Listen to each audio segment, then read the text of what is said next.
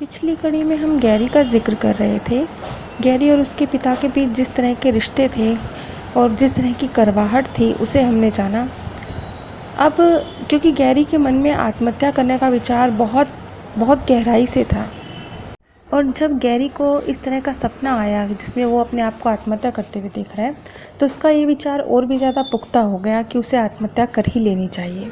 अब ऐसी मनोस्थिति में जब इंसान मृत्यु को इतनी सीरियसली मृत्यु के विषय में सोच रहा हो तो आसपास का माहौल अगर पॉजिटिव भी हो तो भी वो उसमें नकारात्मकता को ढूंढ लेता है। ठीक ऐसा ही गैरी के साथ भी था। गैरी की पत्नी उसे जब वो इस तरह की बात करता था कि वो आत्महत्या करना चाहता है तो गैरी की पत्नी उसे रोकती थी, लेकिन उसे भी उसने पॉजिटिव तरीके से नहीं लिया। उसने ये नहीं समझा कि उसकी बीवी उससे प्यार करती है इसलिए उसे समझाती है या रोकने की कोशिश करती है। उल्टा उसका कहना तो ये था कि वो अपने जीवन से खुश नहीं है क्योंकि वो आत्महत्या करना चाहता है और आत्महत्या उसे खुशी प्रदान करेगी।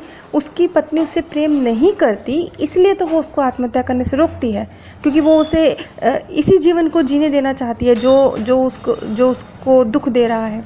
वो उसकी शांति उसका सुकून नहीं चाहती है। देखिए कितनी अजीब सी सोच है, लेकिन जब एक व्यक्ति के मन में ये भाव घर कर जाता है कि आसपास के लोग उसकी फेवर में नहीं हैं क्योंकि उसके पिता उसकी फेवर में कभी रहे नहीं थे, तो यही एक सोच उसकी अपनी पत्नी के लिए भी बन गई थी।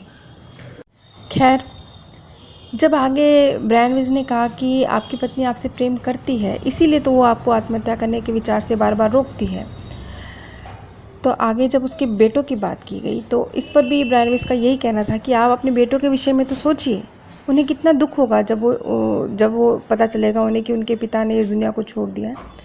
तो इस पर भी गैरी का जवाब बहुत अजीब था कि उन्हें दुख नहीं होगा, उन्हें तो मुझसे छुटकारा मिल जाएगा।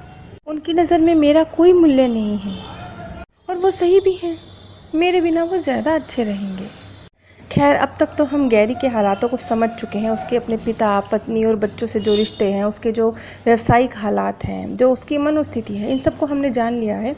पिछली कड़ी में भी मैंने गैरी के हालातों का जिक्र किया था।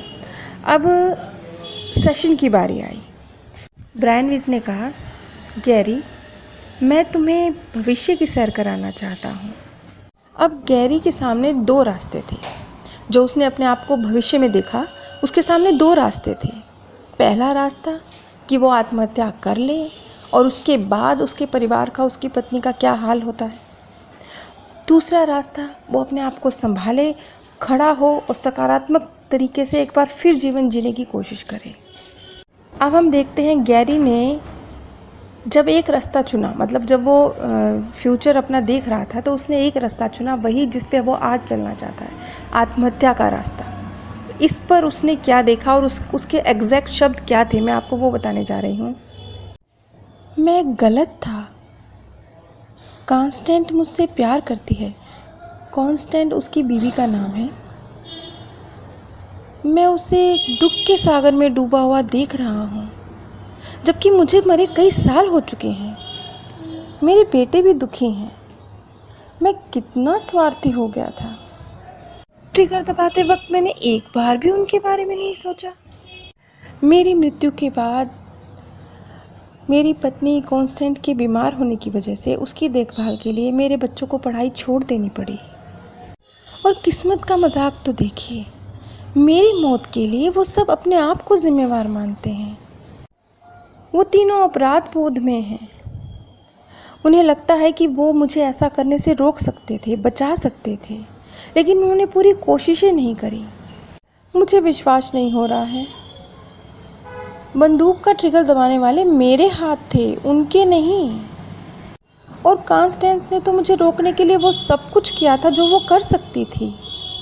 उसने तो मेरी बहुत मिन्नतें की थी, मैंने ही उसकी एक नहीं मानी। इस पर ब्रैनविज का कहना था कि आपके पत्नी और बच्चों की जो प्रतिक्रिया है वो अजीब नहीं है। ऐसे ज़्यादातर केस ऐसे ही होते हैं जिसमें इस तरह की परिस्थितियों में जब कोई व्यक्ति मृत्यु को प्राप्त होता है तो परिवारजन अपने आप को दोषी मानते हैं। ये तो आप भी देखते होंगे, जब भी कोई व्यक्ति आत्महत्या करके मृत्यु को प्राप्त होता है तो पीछे जो उसके परिवारजन रह जाते हैं उन्हें यही गिल्ट खाया जाता है कि वो थोड़ी और कोशिश करते, वो शायद अपने प्रियजन को बचा लेते। ये सच नहीं होता। वो लेकिन इसी तरह का भाव ये 90% मामलों में देखा गया है, सभी को होता है। जब भी किसी घर में कोई व्यक्ति इस तरह ऐसे में मृत्यु को प्राप्त होता है तो परिवार के बाकी सदस्य इस भाव में कि वो उसे बचा सकते थे, उनकी तरफ से कुछ कमी रह गई है, इस गिल्ट में सालों रहते हैं और कई बार पूरा जीवन रहते हैं। ये सब देख के गैरी की आंखें भर आईं, वो रोने लगा। उसने कहा, नहीं, मैं बहुत शर्मिंदा हूँ, बहुत बहुत शर्मिंदा। मेरा इरादा ये बिल्कुल नहीं था, उन्हें चोट पहुँचाने का कोई इरादा नहीं था मेरा। मैं तो खुद तकलीफ में था।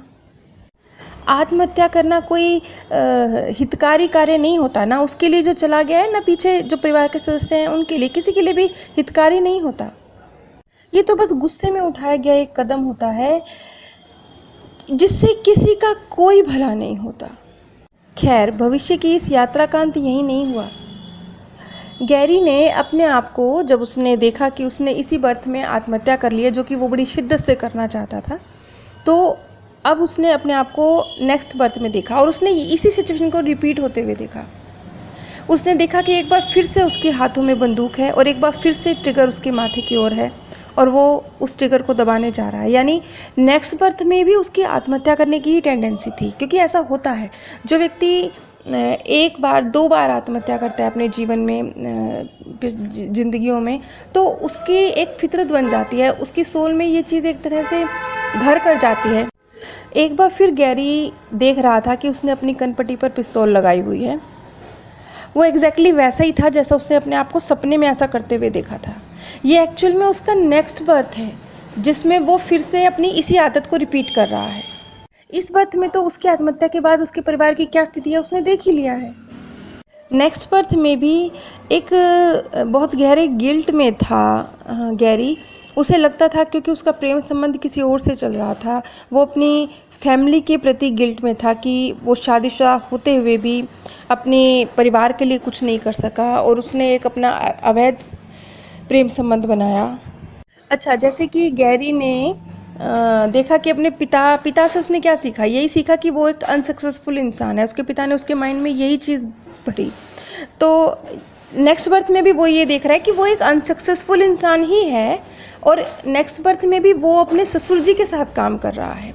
देखिए किस तरीके से जो एक अंदर तक घुस गई है बात दिमाग में, वो नेक्स्ट बर्थ तक कैरी फॉरवर्ड हो रही है। और नेक्स्ट बर्थ में जब इस तरह की परिस्थितियाँ बन रही है, तो उसकी आत्महत्या का वजह क्या है? तो उसकी आत्महत्या के वजह पर उसने कहा, अब एग्जैक्टली मैं गैरी के शब्दों में बता रही हूँ, आप नहीं समझते, अगर मेरी पत्नी को इस बारे में पता चल गया तो वो अपने पिता को बता देगी और मैं सब कुछ खो दूंगा, नौकरी, परिवार, मान सम्मान, दोस्त और अपना आत्मसम्मान, और मैं अपनी इतनी बेइज्जती बर्दाश्त नहीं कर सकता। मेरी प्रेमिका ने एक खत में सब कुछ लिखकर मेरी पत्नी तक वो खत पहुंचा दिया है। तो क्या ऐसा नहीं हो सकता कि ये खत आपकी बीवी तक पहुंचे उससे पहले ही आप अपनी बीवी को सब कुछ बताकर उससे माफ़ी मांग लें? हो सकता है आपको माफ़ी मिल जाए। नहीं, इसकी कोई संभावना नहीं है। वो मुझे कभी इतना प्यार नहीं करेगी। वो अपने पिता को बहुत प्यार करती है, बल्कि मुझे तो ऐसा लगता है कि वो मुझसे प्यार ही नहीं करती है। देखिए किस तरीके से रिपीटेशन हो रही है। देखिए वो पास्ट बर्थ में, यानी इस बर्थ में भी इसी भाव में जी रहा है कि मेरी पत्नी मुझसे प्यार नहीं करती, मैं एक अनसक्सेसफुल इंसान हूँ, मैं अपने पिता का गुनहगार हूँ क्योंकि मैं अपने पिता की ख्वाहिशों को पूरा नहीं कर सका। ये सारे उसके थॉट उसके अंदर चल रहे हैं। अब नेक्स्ट बर्थ में भी जब उसने इस बर्थ में आत्महत्या कर ली, तो नेक्स्ट बर्थ में भी किस तरीके से यही सब कुछ रिपीट हो रहा है। सब कुछ सेम है। नेक्स्ट बर्थ में भी उसको लगता है कि मेरी पत्नी मुझसे प्यार नहीं करती, वो तो अपने पिता से प्यार करती है। मैं एक अनसक्सेसफुल इंसान हूँ, मैं तो अपने ससुर जी की कृपा पे जीने वाला इंसान हूँ। अब ब्रैनविस का कहना था कि आपको ये सब कुछ जाना पहचाना नहीं लगता, इसलिए क्योंकि जो पास्ट बर्थ में उसके साथ हुआ वही तो थोड़ी सी परिस्थितियाँ अलग हैं, वही तो हो रहा है। इसलिए ब्रैनविस ने उससे ये बात कही कि क्या आपको सब कुछ जाना पहचाना नहीं लगता। इस पर गैरी का कहना था, हाँ, मुझे लगता है कि मैं हमेशा खुद को मारने की इच्छा से ही भरा रहूँगा। हर जन्म में मेरे जीवन की गति यही होने वाली है। इस पर ब्रैनविस का जवाब था, हाँ, तब तक जब तक आप सीख नहीं जाते। ब्रैनविस ने कहा कि आप जिस व्यक्ति को बार बार अपने सिर पर बंदूक ताने देख रहे हैं वो आप नहीं हैं, बल्कि वो एक ऐसा अंश है आपका जो आपसे नफरत करता है, एक आत्मघाती अंश। ये गिल्ट बड़ी खतरनाक चीज़ है, कैसे धीरे धीरे करके आपको अपने आप से ही नफरत करना सिखा देती है, आपको पता भी नहीं चलता। यही तो गैरी के साथ हुआ। खैर, अगर गैरी दूसरा रास्ता चुनता है, आत्महत्या ना करके अपनी लाइफ को एक पॉजिटिव दिशा दे के आगे बढ़ने की, तो उसका भविष्य क्या होगा, इस चीज़ को हम अगली कड़ी में समझेंगे। इस वक्त सेम सोल मैनी बॉडीज़ की सीरीज़ चल रही है, जो कि बस ख़त्म ही होने वाली है। इसके बाद इसी चैनल पर बोर्न अगेन की सीरीज़ शुरू होगी। नीचे डिस्क्रिप्शन बॉक्स में मैंने आप सभी के साथ अमेज़ॉन का लिंक शेयर किया है। अगर आप इस लिंक के माध्यम से कुछ भी परचेज़ करते हैं तो बिना कोई आर्थिक नुकसान उठाए भी आप इस ज्ञान के प्रसार में सहयोग दे सकते हैं और लाखों लोगों के दिलों से निकलती सच्ची दुआओं के हकदार बन सकते हैं। आप सभी पर परमात्म सौंदर्य, प्रेम और आनंद सदैव बरसता रहे। आप सभी दिव्य परम धाम में स्थान प्राप्त करें।